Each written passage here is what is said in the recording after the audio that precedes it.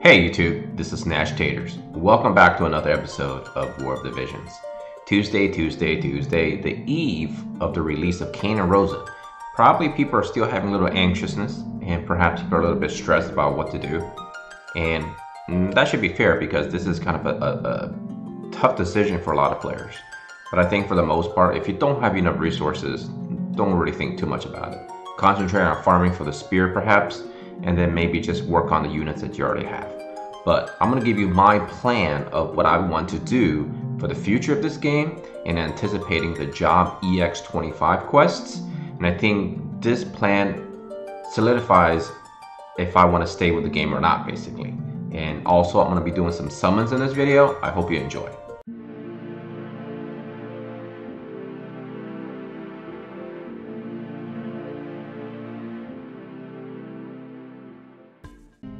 So here's my plan. Right now I'm working on units like everyone is, right? And basically I have all these units that I'm thinking about building. And of course I'm looking forward ahead in terms of other units I want to build.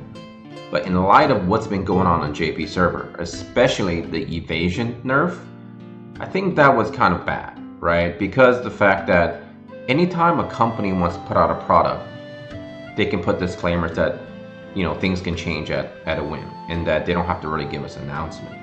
I understand that from a protecting themselves perspective, but as a product that caters to a population that spends money to continuously purchase things of this product, I think it's better to have that communication lines open. I think a lot of JP players are kind of irritated at the fact that they nerfed Evasion, and ultimately that puts in question whether or not you should continue building a lot of those evasion units, such as Nerf. And I think in part of how I understood the situation, evasion essentially do not prevent debuff from happening, but it can prevent taking the damage from said attack. So for example, Orlando's weapon attack, which lands a debuff of defense reduction, but and then it hits you. But if you evade the hit, you still take the debuff. So essentially what this means is you can still do evasion. I don't think there's anything wrong with that. I don't think it's a complete shove everything into the ground nerf, because if you don't take hits, generally speaking, that's what evasion is all about. That being said, if you're debuffing things such as decreased attack and decreased magic and things of that nature, and you don't actually have to land hit on evasion units, then those units are going to hit like a wet noodle anyways. But regardless of what happens, I think it's kind of sad that it does punish those players who invested all of their resources into evasion build, including vision cards and equipment or whatever. I think that sucks. And all of us have been emphasizing that you should choose a style that you want to play this game. It is terrible that they're getting punished for it. But now I guess they have to either quit the game or move forward building other type of units. Personally, I've always been a fan of building tanks and healers and supporting units, because those units, generally speaking, don't get hit as hard from the power creeping slap in the face and or nerfs in the future. There's absolutely no reason to nerf tanks or supporting units, because without them it's going to be very hard to beat PvE content. And I think ultimately everyone needs to ask themselves, what exactly do you seek out of this game? Everyone has different reasons why they play the game, right? I recently held 2 contests giving away 2 solid accounts. Now I simply ask people what do they enjoy about the game and what do they think about the EX25 quest. Many people all feel like the best thing about this game is balance. Of course there were stories, character design, generosity of the companies and things of that nature. But ultimately everybody likes balance. And I think EX25 still maintains its balance. I think ultimately what's going on is we're just elevating the game to the next level of leveling. And I think if you enjoy leveling, this is a great time for those players to keep playing this game, because ultimately that's what you like, leveling. I think we saw footage of Luna doing tons of damage, wiping out teams in arena, doing tons of damage in PvE, but now we're seeing images and videos of Luna only doing 1 damage to units that have resistance. I think one thing people fail to understand is not power creep, right? This is not really power creeping, because nothing is made irrelevant. In fact, more units are made relevant. I think ultimately people need to understand resistance plays a much bigger role in this game, even though there's penetration and whatnot. Resistance at 100% means you effectively reduce the damage of that specific attack type down to one damage. So that's something would never go away unless the game decides to screw that up. But I don't see that many ways you can actually screw that up, right? Resistance is always going to be resistance. And of course, we only saw footage of units doing crazy damage because we didn't see other units catch up in terms of stats and defensive stats. So I think that's also important to take into consideration. One of the most important things about this game is, I've said it a billion times, there are many facets to this game. Do you like PvP? Do you like PvE? Or do you like both? Right? Or do you simply like to collect units? I think to answer those questions, you need to figure that out yourself. First off, if you like to collect units, you're most likely to have to spend a lot of money, right? Or don't care too much about building every unit in the game. You simply just like to have them in your monster box. If you love PvP, it's highly doubtful that you're going to be a free-to-play player because you're never going to really reach that high echelon of fighting in terms of against other people who are going to be heavy spenders. So if you're thinking about PvPing and you're a free-to-play player, my suggestion is concentrate on only a few units, period. Don't even think about dreaming about future units. Just keep making those units that you love to take into arena, PvP, match play, whatever, and just keep those units and make them as strong as possible. If you love PvE, I think this is where I come in. And this is why my plan is, I feel like it's going to work. Right now, I don't feel like I need to work on every single unit in the game, right? That's crazy. But I think you should work on the units that you enjoy playing with slowly. And what I mean by that is, for example, I have my Gilgamesh at level 89 and he's, inching along. No, I'm going to keep farming his shards because I do enjoy his playing stuff, right? But what I'm going to do is I'm never actually going to limit break him to level 5, even before 1 year anniversary hits, because I want to keep waiting. And ideally, you don't want to get too many of your units to close to 200 as possible. Meaning, because any shards that gets converted after the 200 or limit break 5, you will collect those little coins in which you will need to start working on your job EX25. So in other words, for example, Miranda, it's possible that she may hit 200 before the time comes because of all the free summons. So I think essentially what I'm saying is stop farming shard for them, right? Start working on other units that you're thinking about, right? For example, I'm gonna work a little bit harder on Stern. I mean, obviously I can't work harder, but what I'm saying is I'll keep farming him. And maybe Gilgamesh, I will stop at the 100 shard mark, and then I'll stop farming him until the 1 year anniversary comes, right? For example, like Lucia, I will stop once I hit maybe 40 shards into limit break 4. So things like that will better prepare me for the future. And I think what I'm going to do is, there's no reason to think about which unit I want to take to level 120. Because in the beginning of accessibility to level 120, people might rush to think, well, I need to do this to do well in a PvP, but I don't care. I don't care about PvP. So I'm not in a rush. What I ultimately do is kind of just wait it out to see which units the game wants to cater to the global players first in terms of allowing us to have access to level 120. And then I'll start making my decisions then. Because ultimately, I'm in this game for many nostalgic factors. I love the idea that this is simply Final Fantasy Tactics, right? And I went after those tactics units because I love them. And I went after some limited units because I enjoyed those. But ultimately, a lot of the units that they designed for this game that are not collaborations are awesome. Like Little Leela's awesome, right? And Miranda's cool, Super Sexy Stern's cool. Like I'm okay with all of that. I don't need to keep summoning limited units. And in terms of limited units, I'll be very nitpicky in terms of which ones I like. Most likely, I will continue forward to try to get all the Final Fantasy Tactic units rather than worry about Final Fantasy 4 or 10 or whatever other Final Fantasies they bring forward. Because you don't necessarily need units in this game per se, right? Because ultimately, units in this game are designed to do really, really well in PvP, and all units can do really well in PvE. There is never really a situation where you need to have quote-unquote must-own units. In fact, I've proven on my free-to-play account that I don't need really crazy good units to defeat, harder content. And I think I'm going to continue forward with my philosophy of trying to get tanks and trying to get limited, supporting units if that's unavailable. And I'm really glad I got Warrior of Light because, well, he served his role. Like, he was so good in helping me tanking things. And ultimately, I think that was one of the best decisions I made. Alongside Agres, which happened to be also a really good tank / supporting unit. And so for me, I think my decisions so far have been good. And I've been catering to my own playing style. And that's what I'm going to continue doing going forward in the future. And I don't think I'm going to sway away from that. I still love this game very much. I love sitting down and when I'm manual and I see my characters casting buzz on itself, doing attacks, and I'm moving my pieces around on the board, I still get a lot of kicks out of it. And ultimately, I'm not going to walk away from this game unless, of course, the game takes a nosedive over a cliff. And then I think everyone will be ready to walk away from this game. Alright, I think that's it for terms of planning. Let's go ahead and do some summons. I got a lot saved up, so what I essentially wanted to do was break down summoning video into 2 parts. And this one, I believe I have, what, 6 days?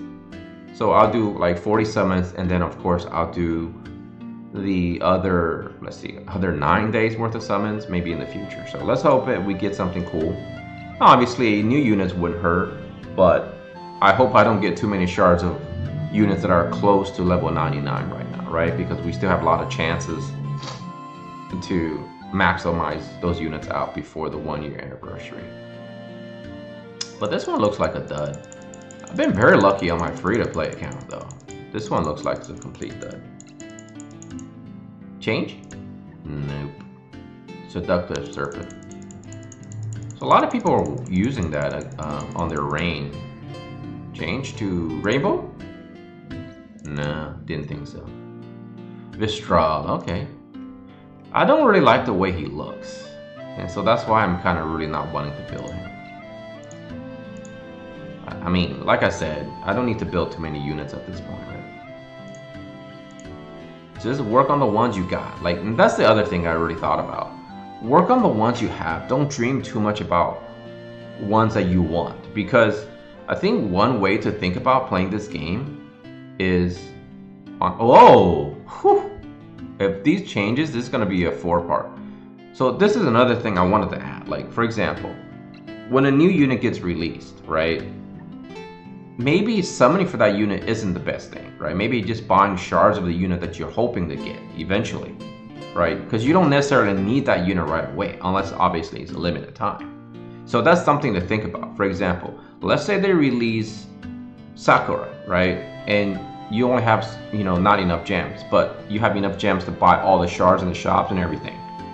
But you don't want to take the gamble and blow all your shards and get nothing and try to summon for her. I think it's actually a better way to buy all the shards first and eventually hope that you get Sakura along the way. I think some people are already doing that, so I totally on board with that kind of strategy.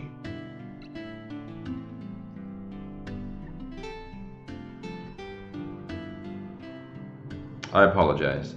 So my fiance has been not feeling too good, so she's going to get her COVID test done today. I think me and her both had a little bit of case of mild food poisoning though. I think you can't trust meats from certain stores anymore, at least I can't. So let's see who we get. Oh, I guess Titan would be alright, even though technically speaking I don't really need it. I think more Finir would be great. And I guess any other UR Vision cards I do not own. Okay, I got Titan. Wait, that's not Titan, that's Gold. The 4 Warring Lords. Wow, this banner is like... Is this gonna change? Oh man, I was gonna say. Change? Okay, now I'm getting greedy. Same thing, right? I already said what I wanted. Become stronger than anyone else. Alright. I think that card is still not bad, actually. Even though, like, you know, we're migrating towards, you know, mathematicians, arithmeticians, calculators, right? So that one was definitely one of the best summons. Alright, this one might be a dud. Yeah, it's probably a dud, right? Well, that last one really make you feel good, right? But Secret Orders.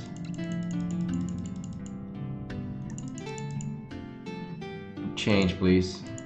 Nope. Deceptive Vows. So again, this card is going to be pretty trashy now. You know, in many ways, because it's helping evasion, and I'm not going to work on that card anymore, most likely, or Shiva for that matter. But I mean, technically speaking, like I said, evasion might still work in terms of PvE. I think the game wants to shy away from evasion in PvP, right? In many ways it makes sense, because I think they want you to have the experience of not have to worry about RNG in combat, and that's one of the things I can't stand about mobile gaming PvP is RNG. For example, Lego Legacy, that game is essentially based upon PvP combat based on dodge. And sometimes it can turn the tide of war, and I hate it. I'd rather just us trading hits. Oh yes, Mariel. See, this is what I was referring to, right? I spent all those gems summoning for Mariel, and yes, she's almost finished, but you know, had I just kept buying the shards, to be honest, anticipating building her, you know, chances are I was gonna get her eventually. I mean, definitely it's a little bit harder to do on UR units though. I mean, that I get, so. Okay, here we go. Big money, big money. Yes, Vineyard. Sorry, you know, I'm not gonna be screaming into the mic anymore, so that's something to really think about. Maybe some people, we need to all think about that strategy. I think that's a solid strategy going forward, is that just buy the shards, you know? Don't worry too much about trying to actually get the unit. Now, in terms of Kane, however, that's a little rough, because you probably want to get Kane, you know, to build, but I don't know. I think it's tough either way. But if you don't have a lot of resources, you probably shouldn't really think about Kane, to be honest. And by the way, we're going to be a ton of free summons, right? Right now on JP, they're getting one guaranteed UR ticket every single day for 30 days or whatever. So Deceptive Bow keeps taunting us, right? I think I still don't mind evasion in terms of PvE, like I said. What is going on? Am I just getting all the... Yes, look at this! All the new units are coming. Mariel. Oh, Duranda. Doritos. Let's call them Doritos, man. Yep, Mariel. Look at that. Whew. So for all those people that spend tons of money, this is proof that maybe this is the strategy to go with. Come on, let's get Titan. I guess somebody I don't have. Vineyard, okay. This game is rewarding me with saving all those gems that I didn't buy Vineyard. Actually, I made a mistake of not buying Vineyard. Alright, so looks like it is 7. So this is one more. Here we go. Last one for the day. Can we end it on a great note halfway through the game? Or halfway through the mark? Okay, looks like we're not getting very much.